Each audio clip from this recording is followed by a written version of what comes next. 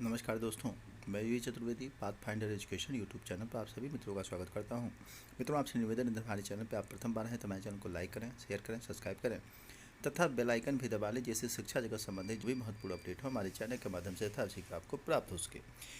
जैसा कि आज के समाचार पत्रों में कुछ महत्वपूर्ण सूचनाएं इस प्रकार से हैं। ITI प्रवेश परीक्षा हेतु आवेदन आज से शुरू हो गए हैं। जो भी अभ्यर्थी IIT करना चाहते हैं, ITI के लिए आज से आवेदन शुरू हो गए। आप जानते हैं कि ITI जो है कुछ निजी विद्यालय और जो सरकारी विद्यालय हैं दोनों मिल करके कराते हैं। तो इनके बेस पे एक एंट्रेंस हो करके और उसके बाद फिर आपको जो है अंतिम रूप से सीट प्राप्त होती है। सरकारी व निजी औद्योगिक प्रशिक्षण संस्थानों ने आवेदन की जो प्रक्रिया है वो 7 जुलाई से शुरू कर दी है। इन संस्थानों के लिए ऑनलाइन आवेदन अब प्रारंभ हो गए हैं। तो जिन अभ्यर्थियों को इंटरेस्ट है इस तरह के ITI वगैरह में, तो वो जो है आवेदन कर सकते हैं। वही बीएड की बात करें, कल बीएड की प्रवेश परीक्षा थी। बीएड की प्रवेश परीक्षा में काफ़ी उत्साह दिखा। विद्यार्थियों की लगभग 93% उपस्थिति रही। संयुक्त प्रवेश परीक्षा में लगभग 93% रहे अभ्यर्थी उपस्थित। बात करें 4608 ने ही सिर्फ छोड़ी थी परीक्षा।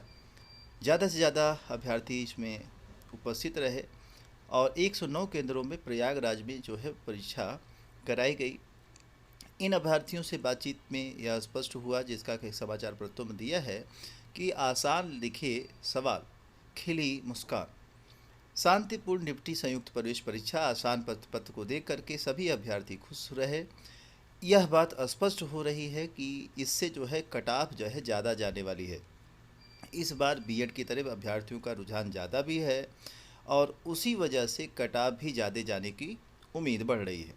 लगातार कंपटीशन बीएड के क्षेत्र में, शिक्षक के क्षेत्र में बढ़ता जा रहा है और यह एक स्थिति पैदा हो रही है जिसमें कि तमाम बीएड अभ्यर्थी बीएड करके तैयार हैं अगली आगामी परीक्षाओं को देने के लिए। इस वजह से सरकार को इसके बारे में भी सोचना चाहिए। सारे विद्यार्थी बीएड करके आगे क्या करेंगे, इसके लिए उनके पास विकल्प होना चाहिए। 13 तक आवेदन में त्रुटि सुधार संशोधन का मौका।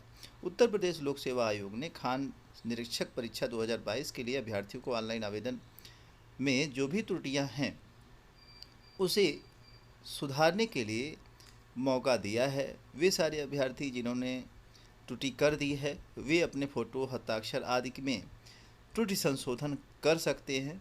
आयोग की वेबसाइट पर जा कर के पुनः से अपने रजिस्ट्रेशन नंबर आदि का उपयोग करके फॉर्म खोल करके और उस तरह की त्रुटि का सुधारने का ऑप्शन वहां मिलेगा, आप सुधार सकते हैं। वहीं अग्निवीर बनने के लिए रिकॉर्ड तोड़ आवेदन आए। 7.5 लाख आवेदन जो है अग्निवीर के लिए आए। भर्ती में नहीं दिखा इतना उत्साह। 6.5 लाख था रिकॉर्ड। हाल में हुए हिंसक विरोध के बावजूद अग्निपथ योजना के तहत वायुसेना भर्ती के लिए 7.5 लाख आवेदन आए हैं। इतने आवेदन कभी नहीं आए थे। पिछला रिकॉर्ड 6.5 का था और वो टूट गया। वहीं DLED में ऑनलाइन आवेदन की अंतिम तिथि 25 जुलाई तक बढ़ा दी गई है। डिप्लोमा इन एलिमेंट्री एजुकेशन में नए सत्र में ऑनलाइन आवेदन की अंतिम तिथि 6 जुलाई से बढ़ाकर 25 जुलाई कर दी गई है। इसमें ज़्यादा अभ्यर्थी इंटरेस्ट नहीं ले रहे थे और आवेदन कम आए हैं, जिसको देखते हुए जो यह निर्णय है वो लिया गया है और स्पष्ट किया गया है कि 25 जुलाई तक आप सभी अभ्यर्थी आवेदन कर सकते हैं। वहीं दिया है, गौरतलब है कि पिछले 4 सालों में DLED प्रशिक्षण के लिए पर्याप्त संख्या में आवेदन नहीं आ रहे हैं। आलम यह है कि बड़ी संख्या में सीटें खाली जा रही हैं। छात्रों का रुझान इस पाठ्यक्रम से कम होने के चलते यह स्थिति पैदा हो गई है कि पिछले साल लगभग 106 निजी कॉलेजों को एक भी अभ्यर्थी नहीं मिले थे। सचिव परीक्षा नियामक प्राधिकारी को पिछले सत्र में 3 बार आवेदन की अंतिम तिथि बढ़ानी पड़ी थी। इसके बावजूद भी सीटें नहीं भरी थी। इस सत्र में कुछ ऐसा ही आसार नजर आ रहे हैं। वहीं यूपी बोर्ड के कंपार्टमेंट परीक्षा को लेकर के भी स्पष्टीकरण दिया गया है कि 10 से करें आवेदन। स्कूल के परीक्षा उत्तीर्ण हुए एक विषय के लिए इम्प्रूवमेंट की स्थिति हो या 2 विषयों में से एक के लिए दे सकें कंपार्टमेंट। तो आप देखेंगे इम्प्रूवमेंट में 2 सब्जेक्ट में से एक को दे सकते हैं और अनुत्तीर्ण अगर एक सब्जेक्ट में हैं तो आप उसमें भी आवेदन करके पुनः परीक्षा यानी कंपार्टमेंट परीक्षा में हिस्सा ले सकते हैं। वे सारे अभ्यर्थी जिनका रिजल्ट अच्छा नहीं रहा है या फिर किसी एक सब्जेक्ट में फेल हुए हैं, वह इसमें आवेदन कर सकते हैं और 10 तारीख से आपका आवेदन इसमें शुरू हो जा रहा है। जैसा कि दिया है upemps.edu.in पर आवेदन मांगे गए हैं। हाई स्कूल व इंटरमीडिएट के लिए परीक्षार्थियों के क्रमशः 256.50 व 306 रुपये प्रति शुल्क देना होगा। इम्प्रूवमेंट और कंपार्टमेंट परीक्षा के लिए आवेदन के इच्छुक अभ्यर्थी अपने स्कूल के प्रधानाचार्य से संपर्क कर परीक्षा शुल्क सहित प्रार्थना पत्र और अंक पत्र की छायाप्रति प्रस्तुत करें और आवेदन करके यह जो है प्रक्रिया आगे बढ़ाएं। जेईई मेन के दूसरे सत्र के लिए आवेदन का एक और मौका। छात्रों की मांग पर फैसला अब 9 जुलाई तक कर सकेंगे आवेदन। पहले 30 जून को ख़त्म हो गई थी समय सीमा। जेईई मेंस के लिए अब आवेदन की जो तिथि है वो बढ़ करके मिल रही है। अभ्यर्थी लगातार इसका मांग कर रहे थे कि उन्हें जो है आवेदन तिथि बढ़ के मिले, तो अब जो है आवेदन तिथि बढ़ा दी गई है। जेईई के दूसरे सत्र के लिए 2021 में लाई गई प्रस्तावित थी जो 30 जुलाई तक आवेदन की बात कह रही थी। पहले 30 जून की ही तारीख ख़त्म हो गई थी, किंतु अब जो है जो डेट्स हैं वो बढ़ा दी गई हैं।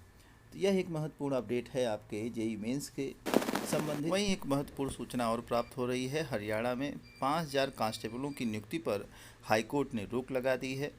इस पर कुछ मामला चल रहा है। मेथड में मेरिट सूची बनाने की चुनौती देने वाली याचिका पर सुनवाई को लेकर के यह जो है रोक लगाई गई है। वहीं अगली सूचना आ रही है 10वीं 12वीं में इस साल से वैकल्पिक विषय का जो है ऑप्शन उपलब्ध रहेगा। छात्र जो है वैकल्पिक विषय भी चुन सकेंगे। तो यह एक अच्छी खबर है उन सारे अभ्यर्थियों के लिए जो कि विषय चुनाव करके पढ़ाई करना चाहते हैं और उनको स्ट्रीम चेंज होने की वजह से साइंस या आर्ट या फिर कॉमर्स वो नहीं कर पाते।